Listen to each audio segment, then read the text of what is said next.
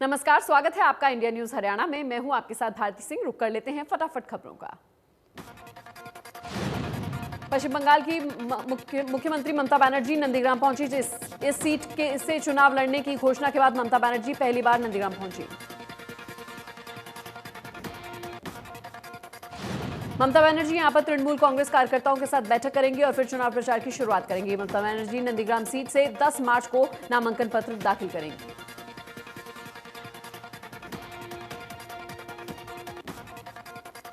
दिल्ली सरकार अपना पहला डिजिटल बजट पेश करने जा रही है। उप मुख्यमंत्री और वित्त मंत्री मनीष सिसोदिया विधानसभा में बजट पेश करेंगे।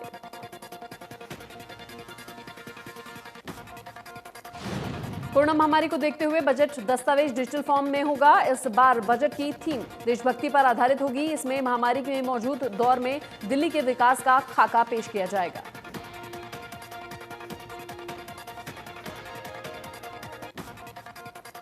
स्वास्थ्य सुविधाओं को लेकर भी अहम घोषणा हो सकती है। बजट में दिल्ली वालों के लिए मुफ्त वैक्सीन का प्रस्ताव आ सकता है। बजट में नए वर्जन वाला शिक्षा 2.0 का रूप देखने को मिल सकता है। कोरोना वायरस के टीकाकरण का दूसरे चरण में पहले 7 दिनों में 32 लाख बुजुर्गों ने वैक्सीन लगवाई। 3 फरवरी को फ्रंटलाइन वर्कर्स को वैक्सीन लगनी शुरू हुई थी। अभी 33 दिनों में 66 लाख का टीकाकरण हो चुका है। बुजुर्ग फ्रंटलाइन वर्कर्स के करीब 50% तक 7 दिनों में पहुंचे। जानकारी के मुताबिक देश में अब तक 2 करोड़ 9 लाख से ज्यादा लोगों को वैक्सीन लग चुकी है।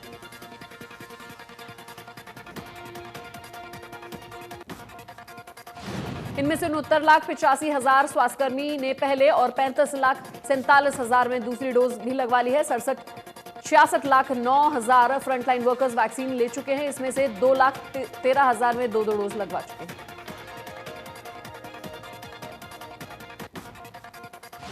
झांसी की कृष्ण कॉलोनी में बदमाश मकान में डकैती की वारदात को अंजाम देते हुए लाखों रुपए का कैश लूटकर भाग गए और मकान में मौजूद महिला और बाकी लोगों पर लाठी डंडे से हमला कर उन्हें घायल कर दिया।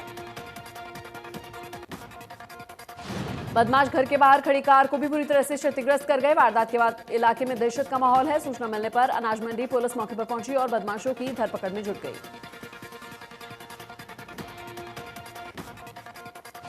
कोसली में महिला से छेड़छाड़ का मामला सामने आया है। महिला ने पुलिस को दी शिकायत। बताया कि वो घर से खेत के लिए निकली थी। तभी गांव में ही एक युवक ने उसे पकड़ लिया और छेड़छाड़ की।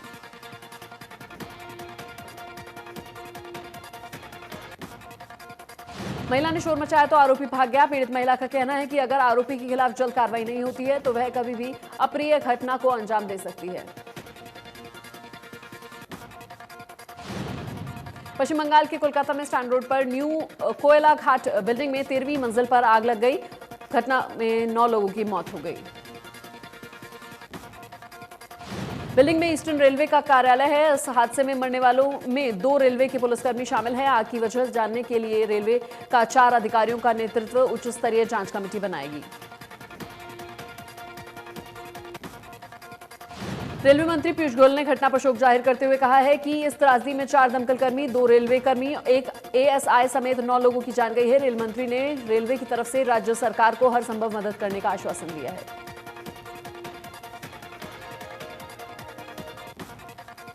फरीदाबाद में डीएलएफ फेज 2 की गद्दा बनाने वाली फैक्ट्री में भीषण आग लग गई। आग बुझाने के लिए 5 फायर ब्रिगेड मौके पर पहुंची। आग लगने से कंपनी में रखे फॉर्म और गद्दे पूरी तरह से जलकर खाक हो गए। घटना में किसी के हताहत होने की खबर नहीं है।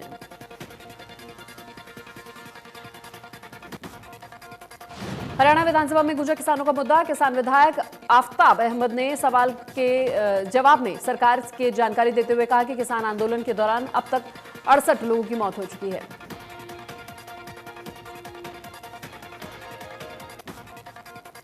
अंतर्राष्ट्रीय महिला दिवस पर सीएम मनोहर लाल खट्टर ने महिलाओं को सम्मानित किया। मुख्यमंत्री आवास पर राज्य स्तरीय कार्यक्रम का आयोजन किया गया। इस कार्यक्रम में सीएम ने 29 महिलाओं को अवार्ड दिया जबकि 9 महिलाओं को प्रशंसा पत्र वितरित किए।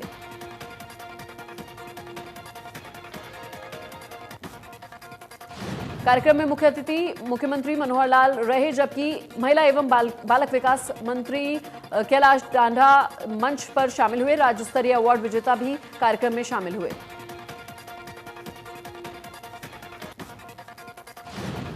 इस दौरान सीएम मनोहर लाल ने पोषण अभियान के तहत कुपोषण अनीमिया से लड़ने के लिए जन आंदोलन की शुरुआत की। मुख्यमंत्री मनोहर लाल ने कामकाजी महिलाओं को अनुकूल माहौल देने के और उनके बच्चों की देखभाल के लिए 30 मॉडर्न क्रैच का शुभारंभ किया।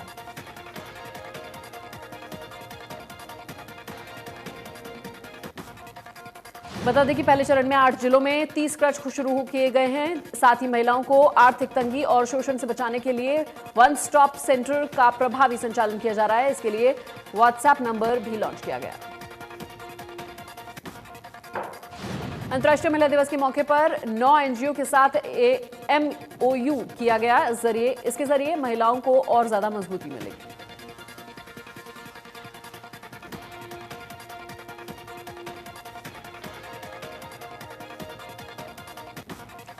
अंतर्राष्ट्रीय महिला दिवस पर गाजीपुर बॉर्डर पर किसान आंदोलन मंच पर महिला संभाल रही हैं। महिलाओं का कहना है कि घर में किसान से लेकर बच्चों की पढ़ाई और आंदोलन के पूरे तालमेल को संभाल जा रहा है।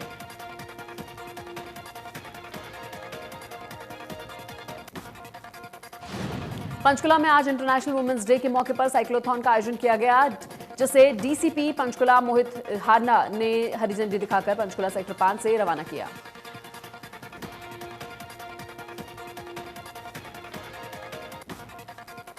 इस साइक्लोथॉन में सैकड़ों की तादाद में महिलाओं ने हिस्सा लिया। डीजीपी पंचकुला ने कहा कि महिलाओं को सम्मान में इस कार्यक्रम का आयोजन किया गया है। कोरोना महामारी में चलते गाइडलाइंस का पालन भी किया गया।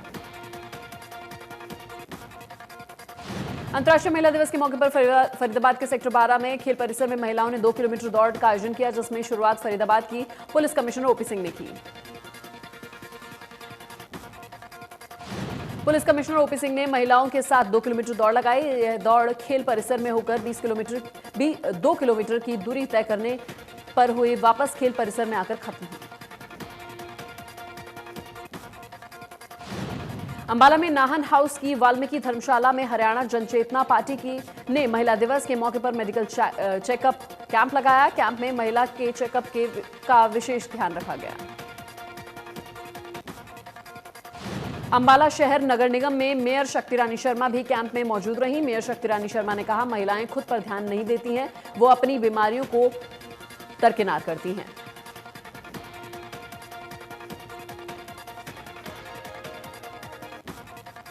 चरखी दादरी में अंतर्राष्ट्रीय महिला दिवस के मौके पर प्रशासन ने महिलाओं को जागरूक करने के लिए कई कार्यक्रमों का आयोजन किया। महिला थाने में आयोजित कार्यक्रम में पुलिस, बाल विकास विभाग समेत कई संस्थानों से जुड़ी महिलाएं शामिल हुईं।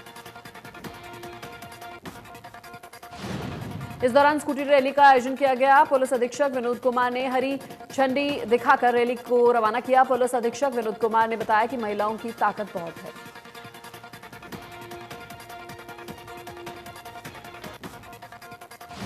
महिला दिवस पर यमुनानगर में से एक खास तस्वीर नजर आई। दरअसल यहां एक महिला शमशान घाट में महिला शवों को अंतिम संस्कार करती हुई नजर आई। इस महिला का कहना है कि कोई भी काम अच्छा है बुरा नहीं होता, सब काम मजबूरी में करने पड़ते हैं।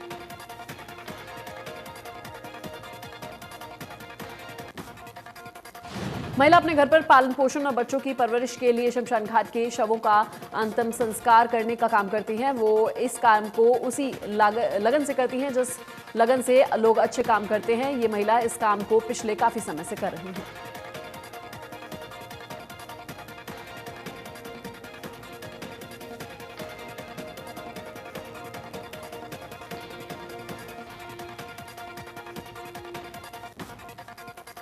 संयुक्त किसान मोर्चा के आह्वान पर झज्जर के टीकरी बॉर्डर पर महिला दिवस कार्यक्रम का आयोजन किया गया। इसमें महिलाओं ने आंदोलन का बागडोर संभाली।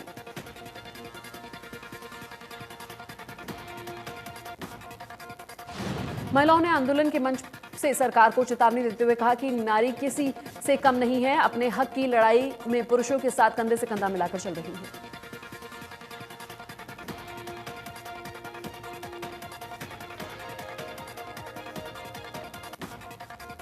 गुरुग्राम में स्वतंत्रता सेनानी हॉल में महिला दिवस के मौके पर प्रतिभा सम्मान समारोह का आयोजन किया गया। कार्यक्रम के मुख्य अतिथि के तौर पर प्रदेश बीजेपी अध्यक्ष ओम प्रकाश धनखड़ ने शिरकत की।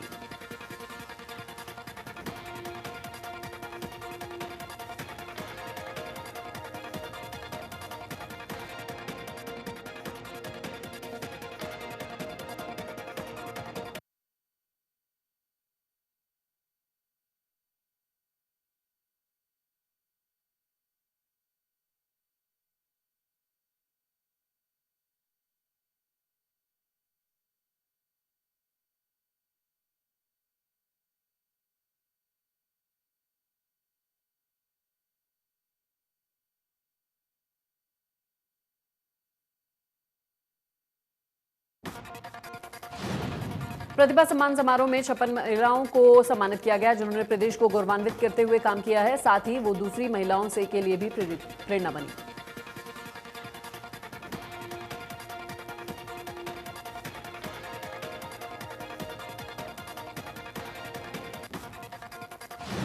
अंतर्राष्ट्रीय महिला दिवस के मौके पर चंडीगढ़ में आयोजित राज्य स्तरीय समारोह में मुख्यमंत्री मनोहर लाल खट्टर ने जिला सिरसा के लिंगानुपात में प्रथम आने पर सम्मानित किया। उपायुक्त प्रदीप कुमार और ओपीआईसीडीएस डॉक्टर दर्शना सिंह ने मुख्यमंत्री मनोहर लाल को से सम्मान प्राप्त किया। इस अवसर पर लघु सचिवालय सिरसा स्थित वीडियो कॉन्फ्रेंसिंग कक्ष में भी आयोजन हुआ। मेवात जिले में दूसरे जिलों के मुकाबले लिंग जांच और भ्रूण हत्या के मामले कम आए हैं। जिले में निजी 19 अल्ट्रासाउंड केंद्र हैं तो 2-4 सरकारी अस्पतालों में अल्ट्रासाउंड की व्यवस्था है।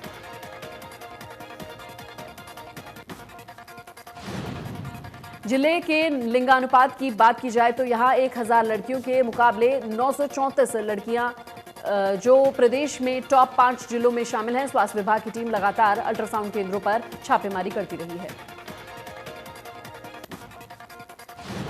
पलवल के सरस्वती महाविद्यालय में छात्रा ने बॉक्सिंग के 64 किलो भार में गोल्ड मेडल जीता। कॉलेज पहुंचने पर छात्रा का स्टाफ ने स्वागत किया। छात्रा ने कहा कि उसका ध्यान ओलंपिक के मेडल लाने पर है।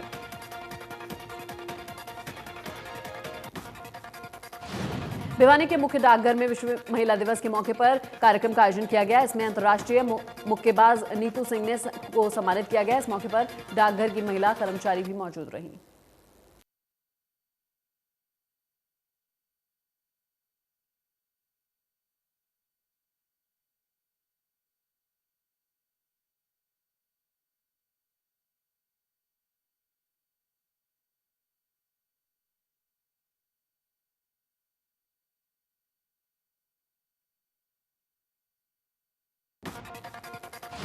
महिला मुक्केबाज नीतू सिंह ने कहा कि महिलाओं को खुद को सशक्त बनाना होगा। उन्होंने कहा कि पिछले 3-4 सालों से महिलाएं खूब आगे बढ़ रही हैं। इसी का नतीजा है कि लड़कों की तुलना में लड़कियां ज्यादा मेडल ला रही हैं।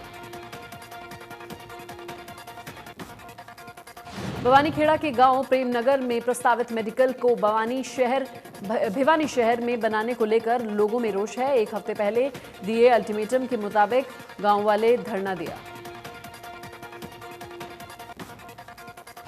गांव वाले लगातार मेडिकल कॉलेज की मांग को लेकर प्रदर्शन कर रहे हैं। उनका कहना है कि सीएम ने बातचीत न होने पर आंदोलन जारी रहेगा। 29 जुलाई 2017 को सीएम ने प्रेमनगर में मेडिकल कॉलेज की आधारशिला रखी थी। फतेहाबाद में अंतर्राष्ट्रीय महिला दिवस पर मिड डे मील वर्कर्स ने लघु सचिवालय के बाहर प्रदर्शन किया। मिड डे मील वर्कर्स ने जिला मौलिक शिक्षा अपराधी को ज्ञापन दिया।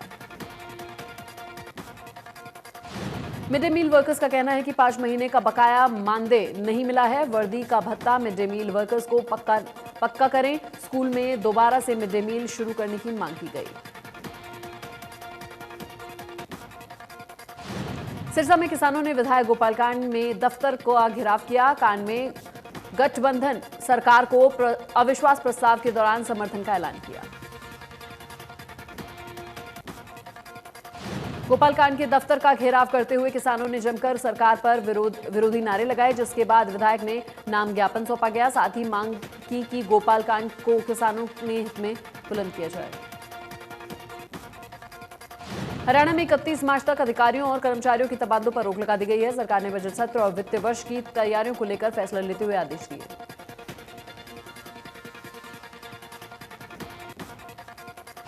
एलानाबाद की अलग अलग किसान संगठनों ने सब्जी मंडी के बाहर धरना दिया। प्रदर्शनकारी किसान ने सब्जी मंडी के कार्यरत कुछ व्यापारियों द्वारा आपस में मिलीभगत करके सब्जी की फसल को खुली बोली न करवाने की फसल को औने पौने दामों पर बेचने की धोखाधड़ी का आरोप लगाया। मंडी में काम करने वाले गरीब मजदूरों को पूरी मजदूरी का भुगतान नहीं होता है। प्रदर्शनकारी किसानों का कहना है कि जब मार्केट कमेटी 2% मार्केट फीस लेती है तो फिर वो इस सब्जी मंडी में हो रही खुली लूट के प्रति लापरवाही बरत रही है। प्रदर्शनकारियों ने किसान एकता जिंदाबाद के नारे लगाते हुए किसान मजदूरों की समस्या का स्थलीय हल नहीं होने तक अपना धरना प्रदर्शन जारी रखने की बात कही। डांगरा रोड स्थित गोयल फ्लोर मिल में मुनीम से 2,60,000 रुपए की लूट का मामला सामने आया है। पुलिस ने इस मामले में फ्लोर मिल के मास्टरमाइंड मुनीम अशोक सहित 2 व्यक्तियों को गिरफ्तार किया है। पकड़े गए 2 आरोपी गांव डांगरा में रहने वाले बताए जा रहे हैं, जिनमें एक आरोपी अशोक फ्लोर मिल में काम करने वाला मुनीम और दूसरा भतीजा सुनील बताया जा रहा है।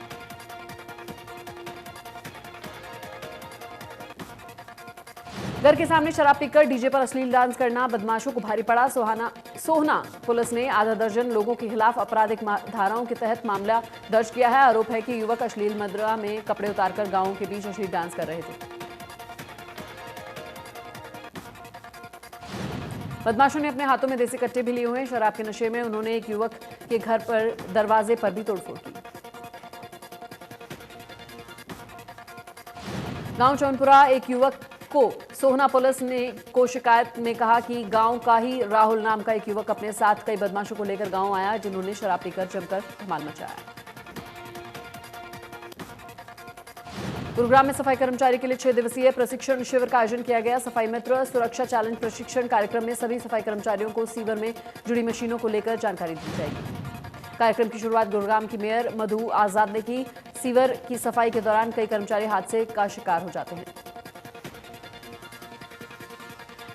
कोरोना वायरस से अपनों को खोने के बाद बुजुर्ग अकेले हो रहे हैं। उनके लिए फरीदाबाद में एक क्लब की शुरुआत की गई।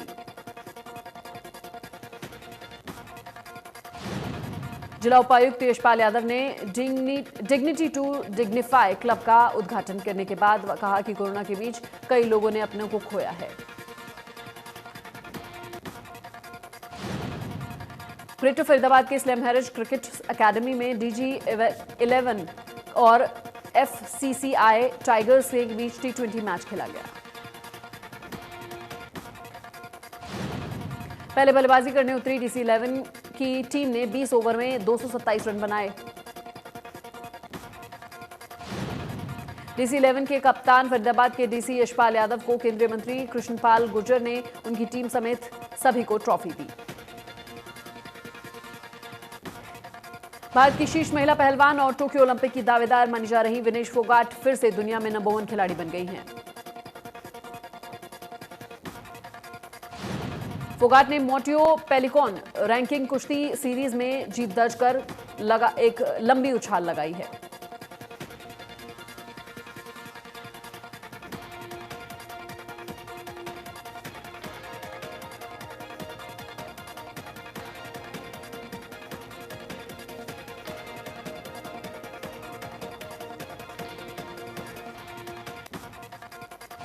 भारत के स्टार पहलवान बजरंग पुनिया गोल्ड मेडल जीतकर दुनिया में नंबर 1 रेसलर बन गए हैं। भारतीय महिला पहलवान विनेश फोगाट की स्वर्णिम जीत के बाद पुरुषों को कुश्ती में स्टार बजरंग पुनिया मिले। 65 किलोग्राम भार वर्ग में फ्री स्टाइल 11 में फाइनल मंगोलिया के तुगलक तुमूर ओचर को बजरंग पुनिया ने 2-2 से हराया। सोनीपत के बाल सुधार गृह में एक कैदी की संदिग्ध हालत में मौत हो गई। कैदी के परिजनों ने बाल सुधार गृह के प्रशासन पर लापरवाही का आरोप लगाया है। एक मामले में पानीपत के रहने वाले एक शख्स 10 साल की सजा सुनाई गई। परिजनों का आरोप है कि वह 2 से 3 दिन पहले अपने बेटे से मिलने के लिए आए थे। वह पूरी तरह से ठीक थे। सिरसा के गौशाला मोहल्ला में नगर परिषद के कार्यवाहन दरोगा पर अज्ञात लोगों ने हमला कर दिया। घायल कर्मचारी को नागरिक अस्पताल में भर्ती कराया गया। बताया जा रहा है कि नाथू दरोगा गौशाला मोहल्ला में ड्यूटी कर रहा था। इस दौरान उसने कर्मचारियों की हाजिरी लगाई और उन्हें ड्यूटी पर अलग अलग एरिया में भेज दिया।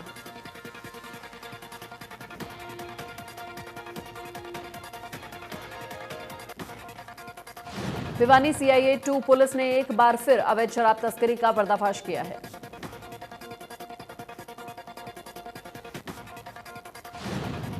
ASI राकेश पिलानिया की टीम ने रोहतक रोड पर नाकाबंदी कर तस्करी के लिए कर रहे शराब को बरामद किया।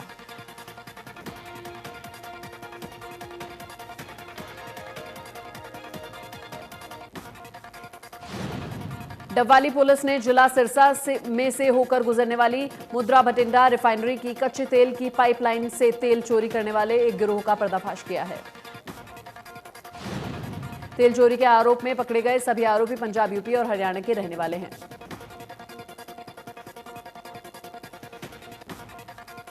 सोनीपत के गांव बेयापुर में एक गेस्ट टीचर ने अपने 4 साल के बेटे के साथ रेलवे ट्रैक पर कूदकर जान दे दी। सोना की पहाड़ कॉलोनी में बच्चों को झगड़ों को लेकर 2 गुट आमने सामने आए, दोनों गुटों में झगड़ा हुआ। घायलों को सोहना के नागरिक अस्पताल में भर्ती कराया गया, जहां 6 लोग घायल हैं। कॉलोनी के पार्षद ने बताया कि अवैध तौर पर शराब का ठेका चलाया जा रहा था। हांसी पुलिस ने सेक्स रैकेट मामले में 2 लड़कियों समेत 4 लोगों को गिरफ्तार किया है। इंदु एसडीएम कार्यालय में वाहनों का फर्जी रजिस्ट्रेशन मामला सामने आया है। वाहनों के दस्तावेजों को फर्जीवाड़ा से वाहन की अवैध 4 से 5 साल के लिए बढ़ाई जाती थी। गोहाना में अंतर्राष्ट्रीय महिला दिवस के मौके पर महिलाओं ने प्रदर्शन किया। महिलाओं ने 3 कृषि कानूनों को रद्द करने की मांग की।